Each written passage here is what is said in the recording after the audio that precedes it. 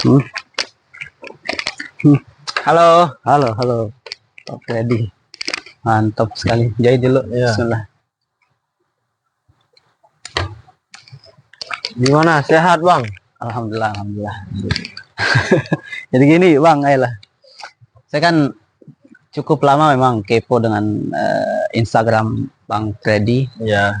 Kita panggil Bang Freddy aja. Siap. Bang Freddy Bebas. yang memang dari segi konten di IG itu udah kelihatan banget anak gunung gitu.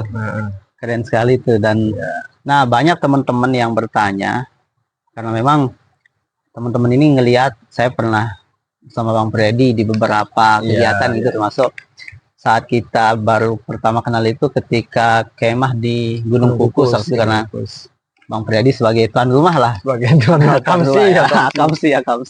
Akamsa lah, ada kampung sana. Nah, dari banyak postingan Bang Freddy itu memang kentara sekali kelihatan anak gunungnya gitu. Nah, teman-teman ini beberapa yang kepo tentang postingan Bang Freddy cukup, ya bisa dibilang cukup terinspirasi gitu. Keren nih gitu. Feed Instagram itu yang memang dari segi pengambilan video reels itu juga memang bagus gitu. Dan beberapa postingan itu di sorotan kan ada trip Bang Freddy yang ke beberapa tempat di Indonesia, Sumbing, Bali, NTT dan beberapa tempat lainnya lah. Tapi yang pertama itu yang ingin saya tanyakan adalah, mungkin Bang Freddy bisa ceritakan gitu. Ya kita mulai dari nama dulu lah, nama akun Instagram ini. Kenapa dulu kan namanya Febrian Astrajingga. Ya, Febrian dulu. Astrajingga. Karena itu kan sekarang Tuan Raga. Nah, mungkin bisa diceritakan dulu tuh. Kan dulu namanya Febrian Astrajingga kan. Iya. Sebenarnya ada nama duluan dari sebelumnya, itu nama asli saya lah. Tapi kenapa namanya Febrian Astrajingga?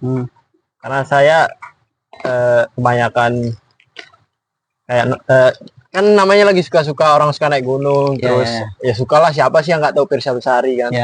Terus Evo nih apa sih Pirsa Besari ini, siapa sih dia, gini ternyata dia penyanyi. Terus hobi kegiatan di alam, apalagi ya membuat puisi dan membuat lagu dan lain sebagainya lah. Nah, saya baca inilah, saya lihat bukunya, buku sama dengar videonya lah, tonton dari awal Pirsa Besari gimana sih, dari perkenalan namanya Pirsa Besari sampai tahu bukunya, terus lihat asik juga cerita si Juang Astrajingga. Nah, itulah makanya dinamain, ya nama asli saya Febrian, sambungin lah Febrian Astrajingga ya, karena terinspirasi dari situ. Apa sih, keren lah gitu. Itu aja sih kalau Febrian Astrajingga. Cuma terinspirasi dari bukunya Pirsa Besari, dari ceritanya si Juang Astrajingga itu. Ya mungkin dari kisah perjalanan Juang juga kan di dalam buku itu. Benar.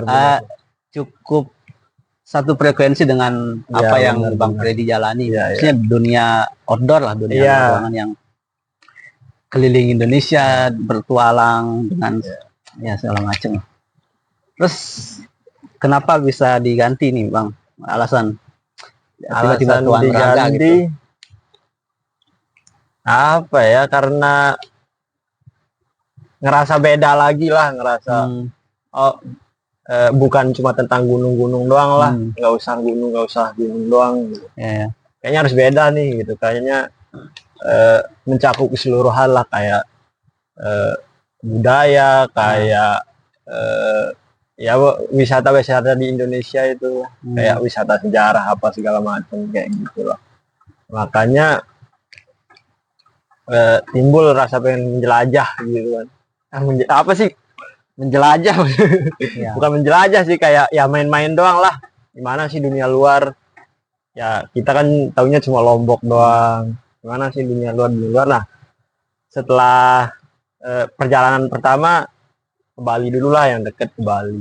Bali dulu. Habis dari Bali seru juga ya, ternyata backpacker sendirian, jalan gini susah senang gini bebas gitu. Nah, ketika saya merasa kayaknya kebebasan itu asik gitu kan, makanya namanya Tuan Raga. Nah, Banyak orang yang kira kok Raga, padahal nggak ada nama yang yang di nama asli nggak ya, ada raga-raganya gitu, tapi kok Raga gitu, Tuan Raga, Tuan lagi gitu, Tuan Raga gitu.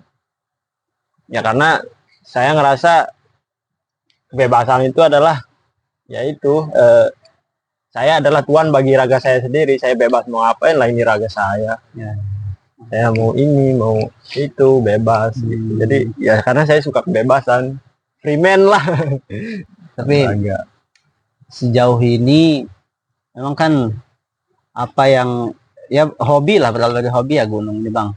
Berawal dari ya hobi dan kebetulan rumah dekat hutan ya, karena sering orang tua ke hutan jadi ngikut. Oh seru juga ya main di hutan. Berarti yang sejak kecil lah. Sejak kecil. Awalnya ya rumah pinggir hutan, punya kebun, terus orang tua sering berburu ke hutan ya, jadi kayaknya asik juga ya di hutan gitu, kayak masak-masak, terus bikin kopi, terus ya melamun-melamun lah, kayaknya asik, tenang gitu. Coba-coba awalnya sama orang tua, sama sama sepupu, sama ya keluarga-keluarga yang dekat-dekat lah dulu ke hutan-hutan dulu. Nah akhirnya cobalah naik ke yang atas, ke gunung gitu kan. Kalau hutan kan masih hutan kan, bukan termasuk inilah gitu, masih hutan-hutan dekat-dekat rumah lah gitu. Ya udah akhirnya memutuskan cobain naik gunung. Ternyata lebih asik lagi karena bisa melihat keindahan gitu, bukan cuma sekedar ketenangan doang kan. Kalau di hutan kan tenang. Ya. Kalau di gunung udah tenang, ada keindahan lagi. Bener-bener. Ya gitu awalnya. Suka mendaki dari situ. Terus saya lihat juga kan Bang Freddy bisa dibilang sosok yang mengawali, misal karena dari gunung, suka mendaki gunung, akhirnya kan buka rental. Rental. Mungkin akhirnya, Bang Freddy termasuk orang pertama ya di daerah saya, di desa, di kampung lah, di kampung saya pertama yang buka rental lah gitu. Karena kan orang-orang dulu juga sebenarnya banyak yang udah ke gunung, yang udah cuma kan mereka belum tahu ini alat buat gunung. Mereka cuma tahu kayak ya udah bawa backpack aja, bawa tas biasa aja, palingan bawa terpal buat tenda. Akhirnya zaman semakin modern ya udah ada tenda. Kenalin ke masyarakat yang suka naik, banyak kan masyarakat yang suka naik gunung sana, cuma nggak tahu alat apa-apa. Oh ini loh tenda yang lebih praktis, oh ini loh kompor yang lebih praktis, ini loh ini matras segala macam gitulah. Makanya buka rental kecil-kecilan. Sebenarnya saya cuma idenya doang, yang modal, yang ya itulah yang tempat itulah ada sepupu gitu ya. Ayo gini loh, kan dia kebetulan suka naik gunung juga. Ayo gini usaha gini saya dengar dari sini, saya belajar dari sini. Oh ya udah ayo modal gini dulu sedikit demi sedikit. Itu masih jalan ya, masih jalan, alhamdulillah masih tetap ya, karena tiap minggu ada aja. Satu ini juga maksudnya satu jalur juga kan ke pendakian. Ya ada wisata pendakian. Ya, pendakian Tim Benoh ataupun Gunung Kukus gitu kan. Ya. Nah terus ini Bang Freddy. Kan kelihatan arah transisi dari kegiatan-kegiatan Bang Freddy yang mulai dari suka mendaki gunung, terus tiba-tiba bukan tiba-tiba sih, terus mengalir gitu, tiba-tiba kayak Bang Freddy sekarang saya lihat akhir-akhir ini jadi guide gitu, pemandu karena sebagai akamsi sana, kemudian udah sering mendaki gunung segala macem, banyak tahu potensi wisata lokal di sana, banyak bergaul juga, akhirnya Bang Freddy saya lihat beberapa kali bawa tamu gitu, yang tamu-tamu bule ini ke air terjun Mayang Polak, beberapa lah di sana. Ini Mayang Polak ini yang saya penasaran Bang, dari dulu saya nggak pernah berhasil pengen ke sana beberapa kali, cuman sampai ke Belimbing. Jadi karena sampai air terjunnya lah belum sampai air terjun. Itu 9 air terjunnya Bang.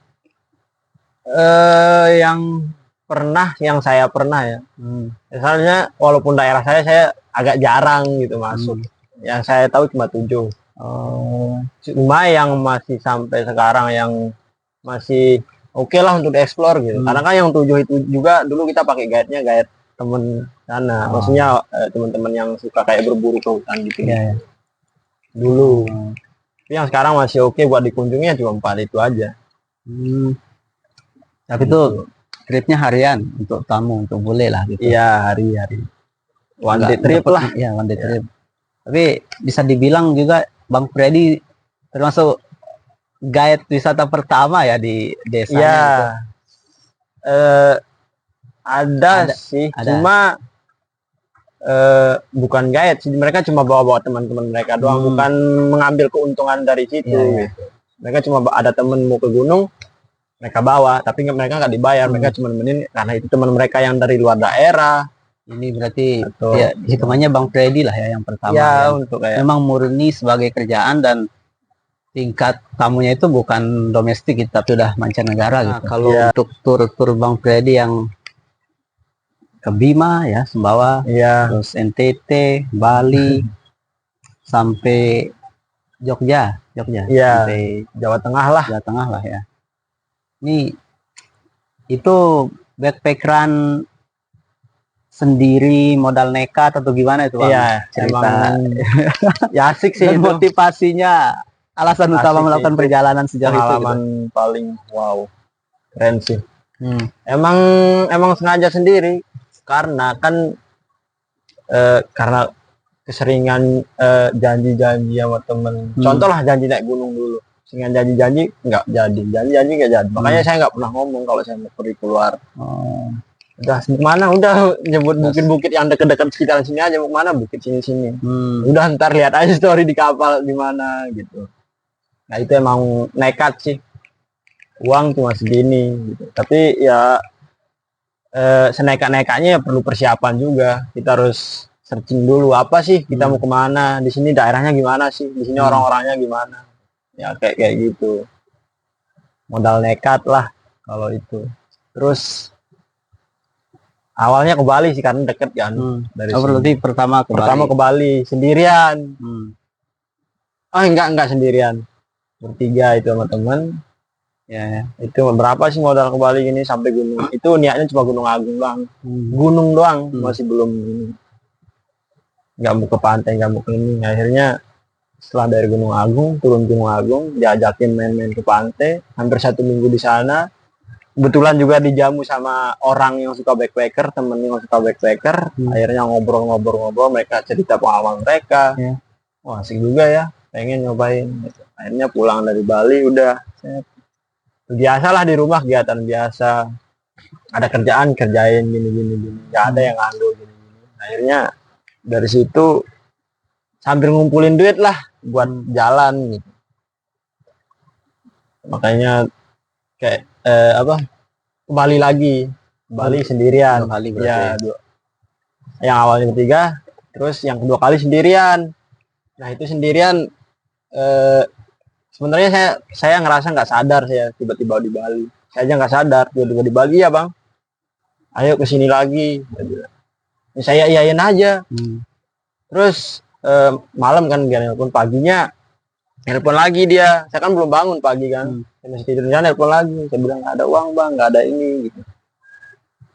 Terus nggak apa-apa, berapa uangmu? Nggak ada Bang, cuma 200.000. Saya bilang udah nggak apa-apa, ke Bali aja, gampang kalau di Bali. Dia bilang yang penting kamu ada buat tiket sini aja, ntar baliknya aman. Dia bilang oke.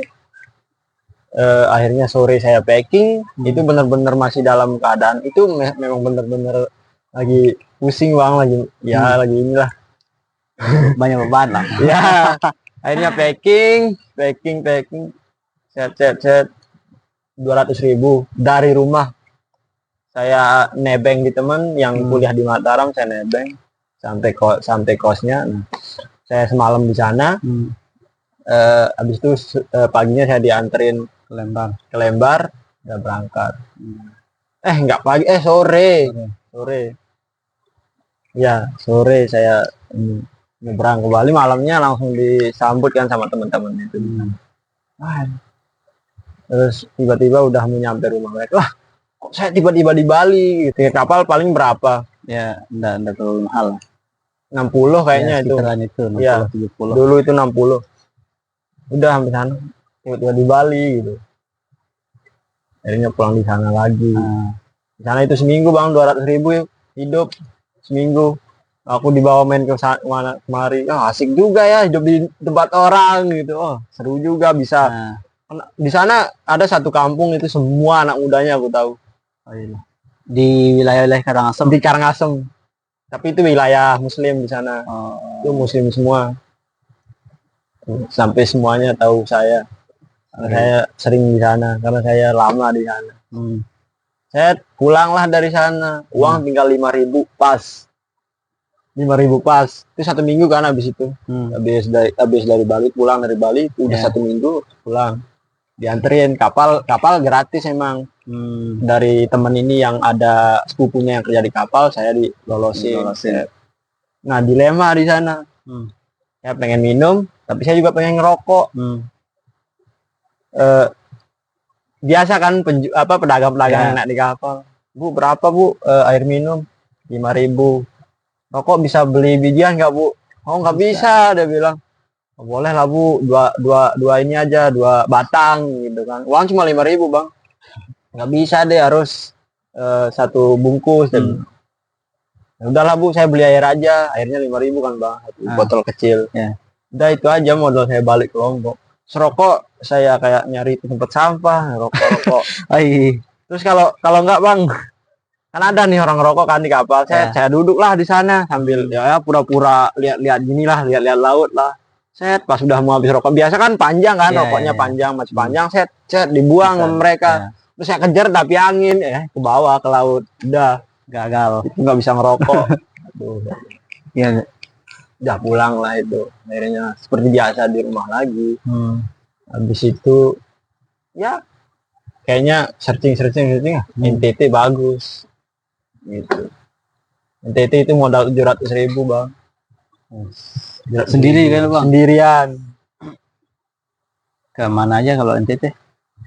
NTT sampai ini doang sih, sekitaran Manggarai, sekitaran Labuan Bajo aja. Gunung juga enggak. Kalau itu memang benar-benar, karena kan saya merasakan hangat juga di kota orang. Kalau orangnya kayak gini, kayak di Bali itu kan, saya disambut hangat, saya berteman baik, orang tua mereka, keluarga mereka.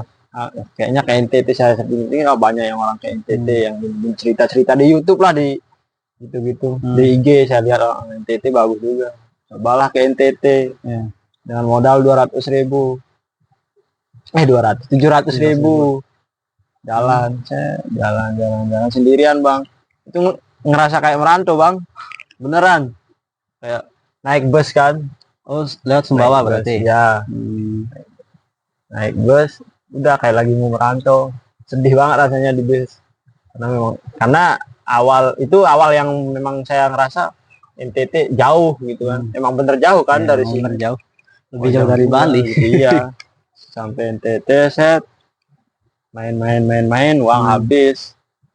Udah ada teman kerja di sana, kerja proyek, udah ada kerjaan, ayo kamu sini kerjalah. Itu beberapa minggu. Jalan lagi pokoknya ke desa-desa yang terpencil, sampai ada satu desa saya masukin di NTT.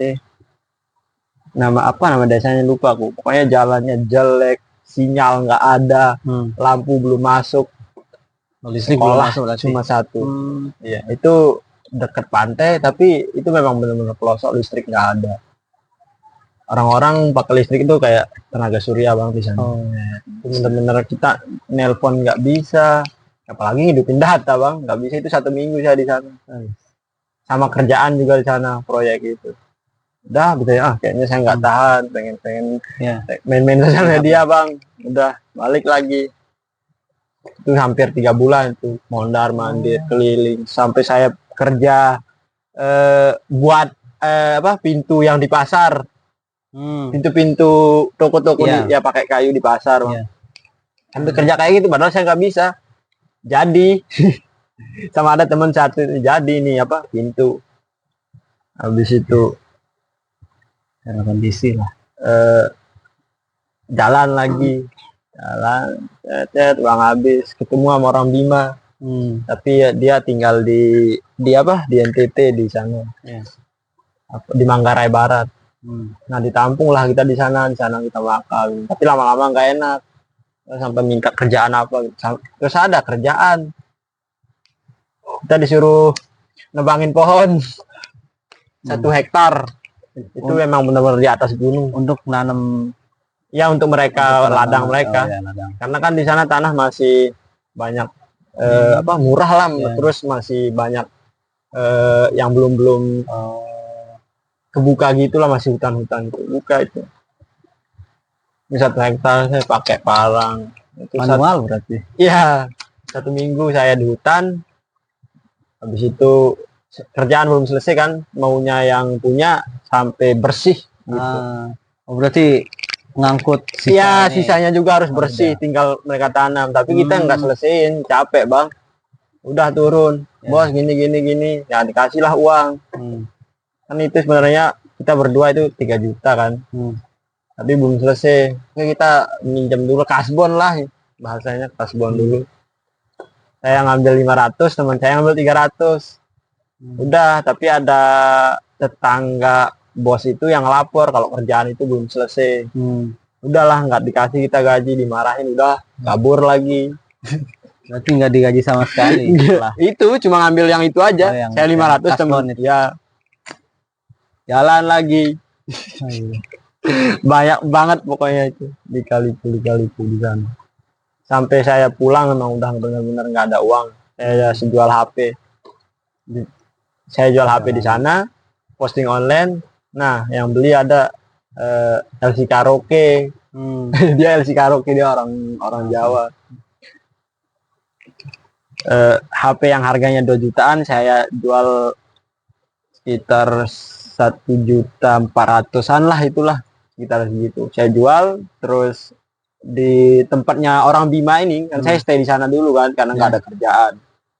Saya sampai nggak makan sehari, sampai kopi itu yang udah tinggal sedikit, udah itu aja yang diminum. Saking emang nggak ada apa-apa. Kita mau ini nggak enak, kita lagi numpang, orang Bima nih kerja gitu kan. Udah jual HP lah, bilang sama temen, udahlah aku mau pulang dulu, udah nggak bisa kayaknya di sini gitu. Udah nggak bisa lanjut kan, niatnya mau ke Makassar kan, habis dari situ langsung niat gitu ya, mau ke Makassar itu niatnya. Cuma karena emang udah budget habis, kayaknya udahlah ini gitu, jual HP udah. Cuma saya dikasih GoPro sama orang Bima itu, saya cuma pakai GoPro doang untuk dokumentasi, untuk yang penting ada nemenin lah gitu. Karena sendirian kan, pulang lagi jual HP, saya udah jalan pulang. Di kapal itu benar-benar sendiri. Orang bilang nggak ada temen ngobrol, HP buat apa-apa nggak ada. Terus ya itu buat video aja gitu. Sampai tiba-tiba ada cewek duduk bang, chat duduk dekat saya. Dari mana bang?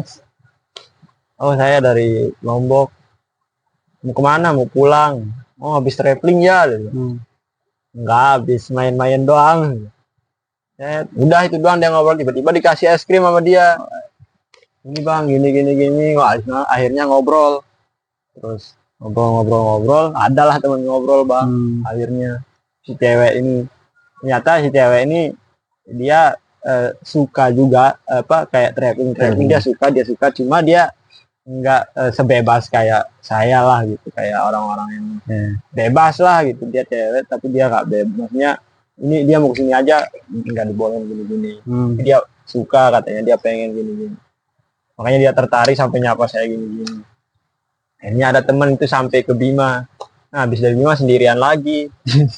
nyeberang pelabuhan ini ya, Labuan Bajo ke Sape. Iya, syukurnya itu dia tukeran IG sama saya gini. Bima langsung tembak.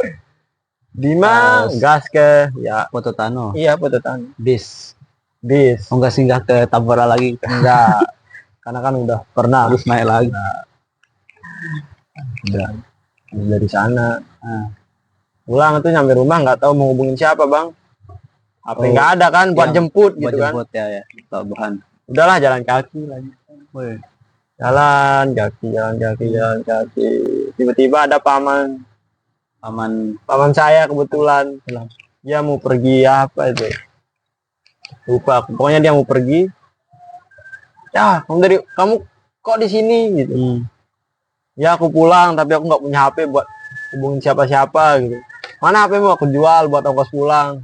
Aduh, dia bilang, udah tunggu saya telepon ini. Jadi telepon paman saya yang satu lagi, nah dia yang jemput. Udah pulang dari situ, wah seru juga. Salahnya nggak banyak dokumentasi di sana, karena memang benar-benar kondisi ya, yang ini. Tapi sama pas itu kan HP saya masih acak-acakan lah gitu, masih belum terlalu ya. Nah dari situ terus rehat baru tembak Jawa atau udah beberapa tahun rehat itu baru ke Jawa. Jawa juga backpacker itu Solo. Jawa backpacker Solo. Kalau Jawa kan saya ngerasa kayak enggak sesepi NTT lah, nggak sesepi Timur lah. Ya.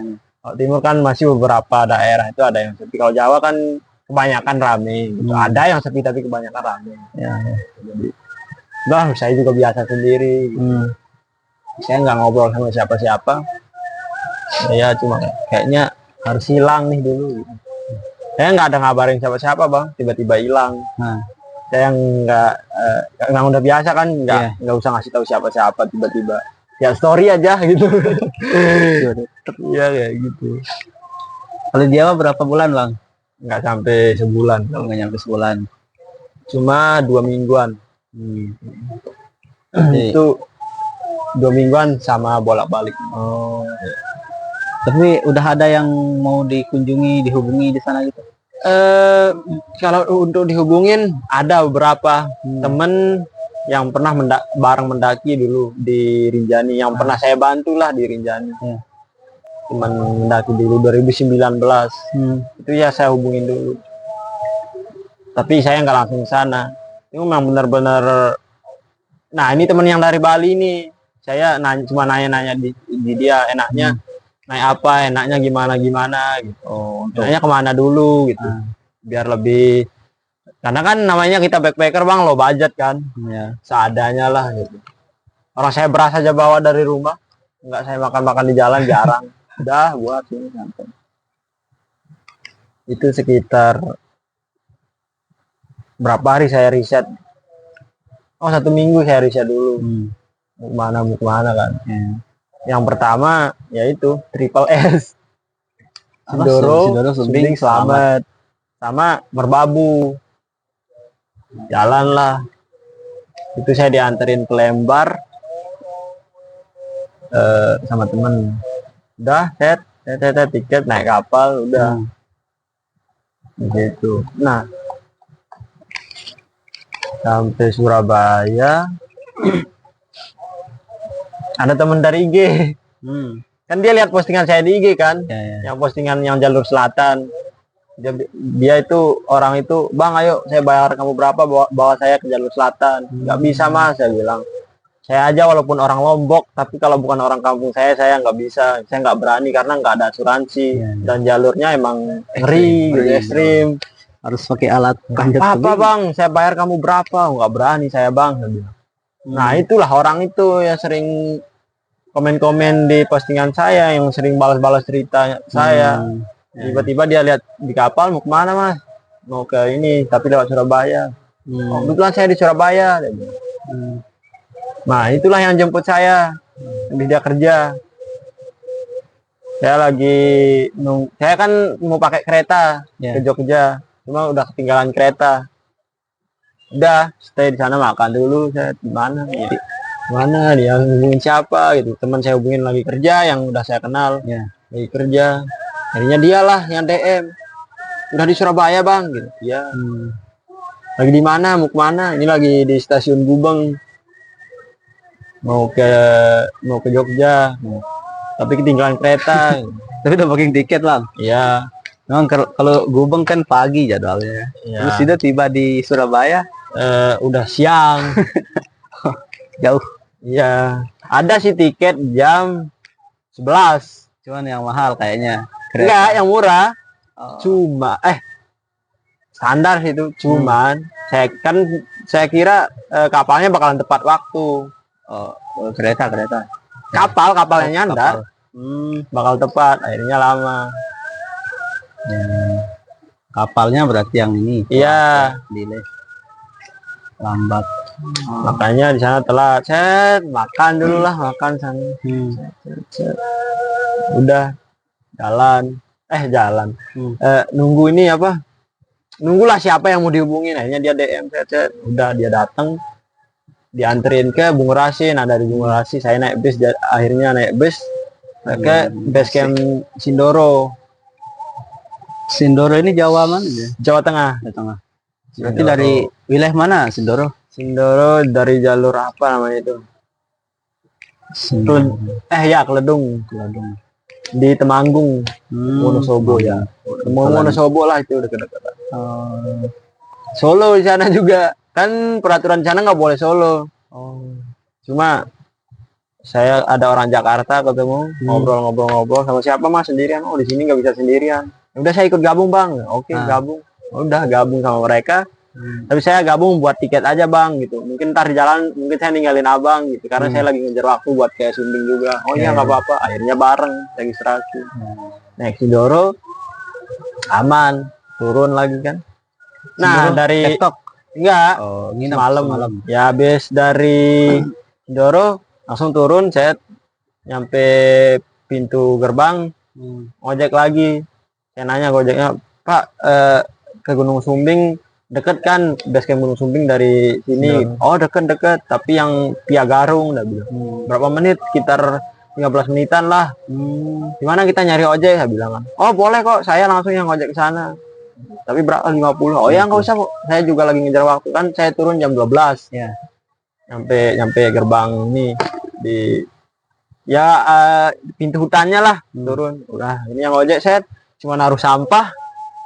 Udah saya nggak check out. Nggak check out karena yang pegang itu kan temen yang dari Jakarta itu dia masih di belakang. Udah langsung ke base camp Sumbing. Set masak mie sebentar, mandi, udah langsung registrasi lagi. Langsung jalan sekitar jam 1 atau setengah 2 itu siang. Langsung itu nasi yang saya masak di Sindoro saya makan di Sumbing. Karena hemat bang. Ya udah hemat. Saya cuma bawa telur 2, saya rebus, udah itu aja. Jalan itu benar-benar sendiri. Hari Kamis kan sepi kan karena besoknya Jumat. Sepi. Cuma beberapa rombongan yang naik katanya. Udah, tapi saya sendirian bang, nggak apa-apa ya. Kamu gabung sama itu aja, ada bilang pengelolanya. Tapi saya udah terlanjur tulis nama gitu. Udah jalan sendirian. Itu bener-bener wah ngeri sih bang. Itu awal saya bener-bener itu awal-awal solo hiking tuh bener-bener solo hiking. Saya nggak pernah solo hiking bang. Emang benar-benar dari start dari bawah saya nggak pernah. Kalau emang solo kalau di jalur jalan sendirian tapi ada temen jauh itu emang biasa kan. Tapi ini yang benar-benar solo bang pertama itu. Ngeri sih. Emang suasana kabut. Terus gunung ini hutan ini belum saya pernah ke sana. Langsung tiba-tiba solo. Ngeri sih asli. Tapi hutannya masih sama dengan hutan kita. Sama. Hutan Rinjani lah. Sama. Tropis. Ya. Kalau Rinjani kan kalau misal kita solo kan kita udah pernah. Nah ini awal ke sana solo lagi. Hari sepi lagi. Udah. Kabut, hujan itu. Siang biasanya kan namanya lagi musim hujan juga itu. Jalan itu bener-bener nggak ada orang. Saya ketemu bang sampai sekitar 3 jam saya jalan. Kabut, hujan itu bener-bener mental. Capek, saya mau istirahat tapi pikiran negatif nih selalu ya namanya sendirian hutan bang pastilah negatif. Orang bilang jangan pikir negatif aja, nggak bisa lah namanya juga di hutan. Tetap takut bang. Saya mau istirahat di batu nih kayaknya ada yang duduk. Udah jalan bang sampai di sana kan ada beberapa kata-kata biasa kan kata-kata pendaki lah gitu yang dibuat sama pengelolanya buat quotes gitu lah. Sampai ada satu yang saya temuin kata-kata ini benar-benar kena banget sama saya. Apa dia bilang? Mendaki adalah perjalanan spiritual. Dia bilang yang hanya apa dia bilang? Yang kau hanya mengingat Tuhan. Yang apa dia bilang ya? Mendaki adalah perjalanan spiritual. yang kau hanya mengenal dirimu dan Tuhanmu. Itu bener-bener wah kena banget anjay. Langsung buat video bang. Kena banget nih kata-kata gitu. Karena kan memang bener lagi zikir bang. Itu bener-bener sendiri. Setiap napas hu Allah gitu aja. Lagi sendiri. Terus baca kata-kata. Kena banget asli. Dari situlah kayak wow. Bener-bener mental mulai. Makanya semakin banyak pendaki anak seseorang kan semakin bijak juga perkataannya. Itu saya juga baca di situ. Oh benar juga. Dan harusnya gitu kan. Iya. Sumbing. Berarti nginep di Sumbing juga. Nginep semalam. Nah itu ngeri itu bang. Kalau di Sindoro ada teman saya ngobrol dekat-dekat. Kalau di sana enggak. Yang benar-benar sendirian. Saya nyampe camp, saya buat tenda. Di tenda masak, makan, kopi, udah sendirian, nggak ada temen ngobrol. Sampai summit, sampai di puncak, itu benar-benar nggak ada temen ngobrol. Saya tidur, udah tidur. Habis itu summit kan saya summit jam 4. Tapi orang-orang itu summit yang deket-deket itu sekitar 6 rombongan. Mereka summit jam 3. Saya ngeremehin bang. Kayaknya saya summit jam 4 lah gitu. Di Sindoro aja saya summit jam 3:30 kepagian gitu. Pagian saya datang gitu. Terlalu pagi udah summit jam 4. Pas bangun tenda lah kok sepi nggak ada orang. Emang saya dengar jam 3 itu banyak orang yang naik, tapi saya udahlah pasti ada lah ntar orang juga yang naik jam 4. Saya buka tenda sepi nggak ada orang. Saya dengar semua udah summit. Namanya malam Jumat nggak ada terlalu banyak pendaki lah. Udah masalah dulu sarapan, saya bismillah sambil doa. Saya nggak tahu jalur sendirian. Habis itu malam Jumat bang. Saya bismillahirrahmanirrahim, buka tenda, bismillah walaupun saya tersesat udah nggak tapi saya udah berdoa gitu. Tapi semoga enggak gitu kan. Ke tenda saya. Tiba-tiba ada senter dari jauh. Orang mau naik summit. Alhamdulillah. Saya tungguin di tenda, datang, tapi mereka nggak nyapa saya. Mereka jalan aja gitu, diam-diam. Tapi saya salib sendirian mas, dia bilang. Iya, saya bilang. Lah, kok saya nggak pernah ketemu orang tadi bang, saya di tenda. Saya bilang. Oh, sendirian? Iya sendirian. Waduh, dia bilang. Dari mana? Lombok. Waduh, dia bilang. Itu benar-benar semua pendaki itu kayak wah gitu kayak. Wow, kok bisa gitu solo.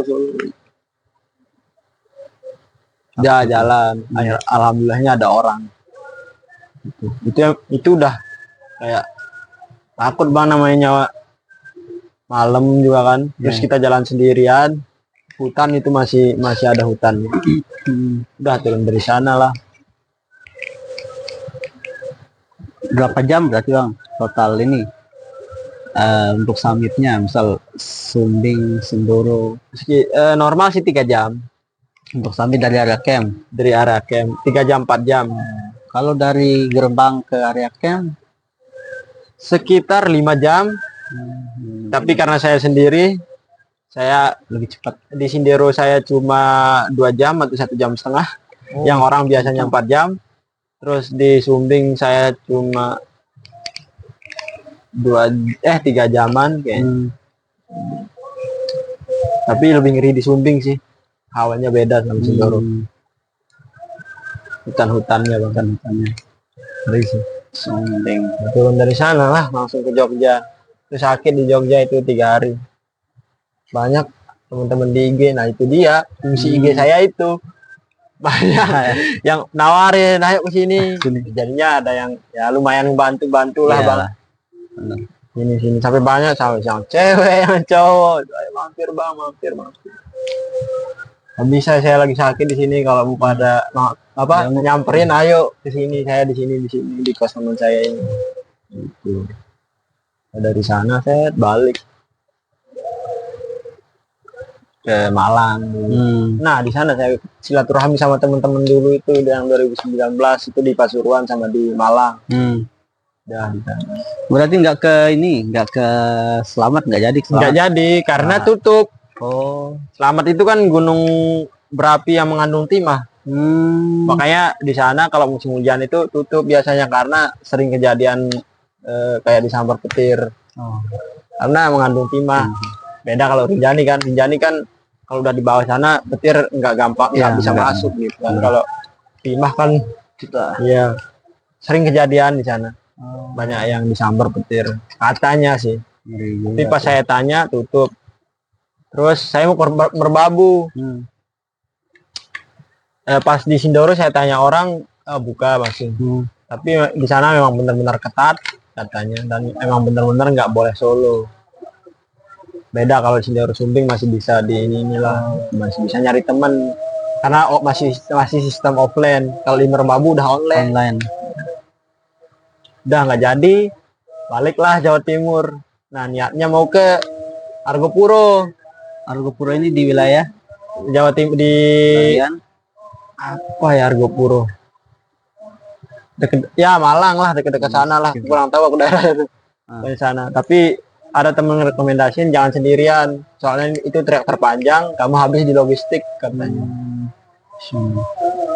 Kebetulan tutup juga karena musim hujan. Tutup. Nah geser mau ke Kawah Ijen. Banyuwangi. Ya. Ke Bromo dulu sih cuma nggak nemu yang bagus karena cuaca. Udah geser ke Kawah Ijen. Badai katanya. Saya nanya sama ojek kan. Badai. Udah nggak jadi. Bali. Bali lagi. Balik Bali. Nah, udah cuma semalam aja di Bali, nggak bisa santai. Niatnya ya habisin di Bali lah gitu. Walaupun saya udah pernah lah ke Bali tapi pengen lah kemana-mana pantai mana. Tapi di perjalanan itu banyak sih yang berkesan. Maksudnya bukan dari gunungnya, bukan dari foto-fotonya. Ada tapi ya nggak bisa diceritakan lewat foto gitu ya. Nggak bisa diceritakan lewat foto dan emang kayaknya nggak bisa dibayar dengan uang. Bagus. Ya inilah Bang. Kenapa pulang sekarang? Kenapa pulang sekarang? Setelah perjalanan ke sini ke sana segala macam tiba-tiba kita ketemu di Teteh Batu. Iya. Setelah sekian lama stay di Bungalo. Kenapa pulang? Ya karena namanya tanah kelahiran Bang. Pastilah seindah-indahnya daerah atau tempat-tempat dunia tetap ya kampung tempat kita lahir itu bakalan dirindukan gitu. Tapi setelah ini akan pergi lagi. Akan pergi lagi tapi nggak tahu kapan.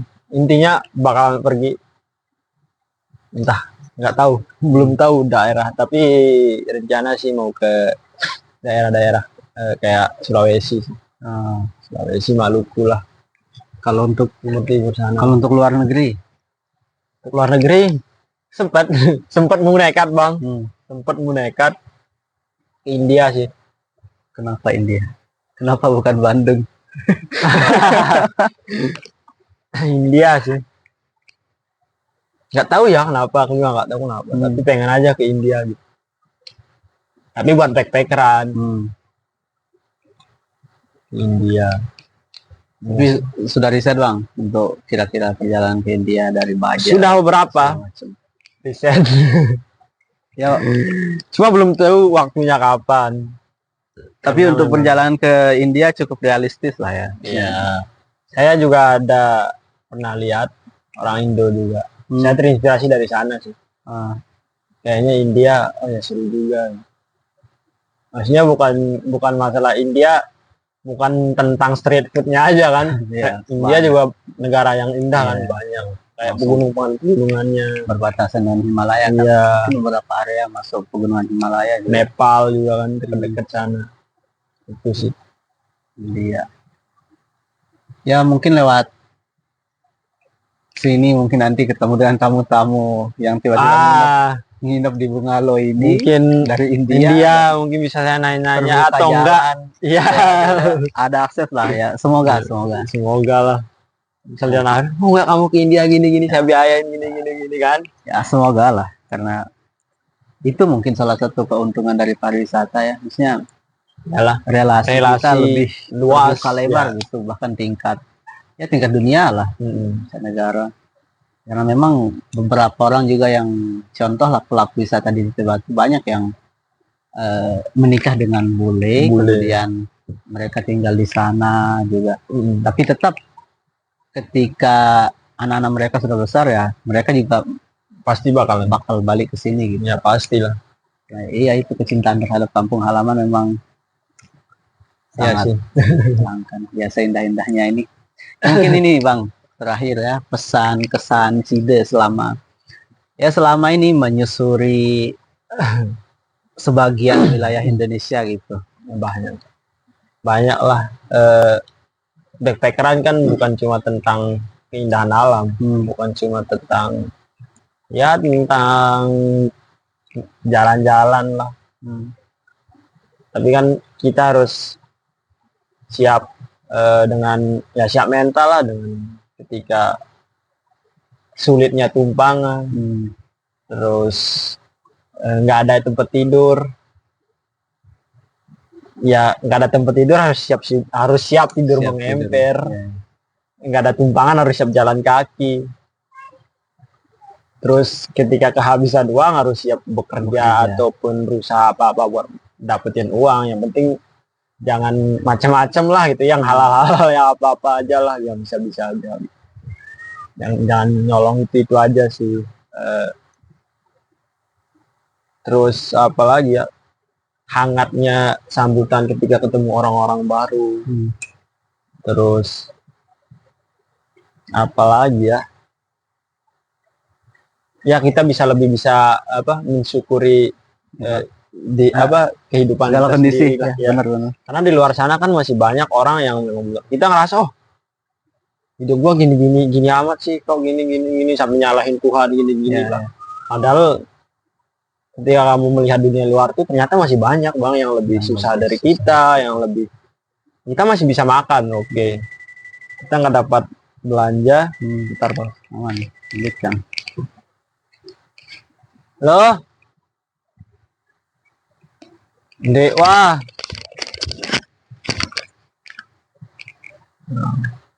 lain leka-leka tuh di nulak begayat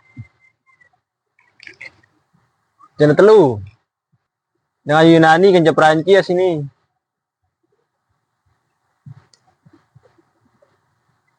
Oke. Indonesia apa yang lepas tasnya doang pernah langsung pada lalu main jokai terjun gitu.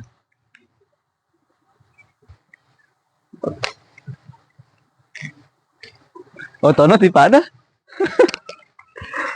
Jadi mau lagi. Ya pada datang tuh Bang. Mensyukuri nikmat Tuhan. Dan ketika saya keluar daerah di beberapa tempat di sekitar kita Indonesia lah,